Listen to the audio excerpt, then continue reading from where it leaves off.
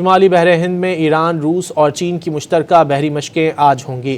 Tasnim news agency کی report کے مطابق ایران، روس اور چین رواں ماہ مشترکہ بحری مشقیں کریں گے۔ ان مشقوں کو میری ٹائم سیکیورٹی بیلٹ کا نام دیا گیا ہے۔ ان مشقوں میں ایران کی بحریہ پاسداران انقلاب کے گارڈز، چین اور روس کی بحری افواج حصہ لیں گی۔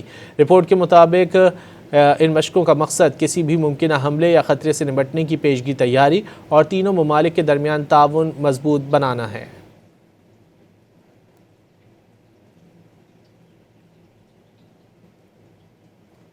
شمالی بحر ہند میں ایران، روس اور چین کی مشترکہ بحری مشقیں آج ہوں گی۔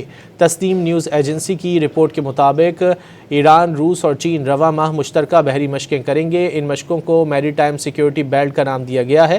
ان مشقوں میں ایران کی بحریہ پاسداران انقلاب کے گارڈز، چین اور روس کی بحری افواج حصہ لیں گی۔ رپورٹ کے مطابق ان مشقوں کا مقصد کسی بھی ممکنہ حملے یا خطرے سے نمٹنے کی پیشگی تیاری اور تینوں ممالک کے درمیان تعاون مضبوط بنانا ہے۔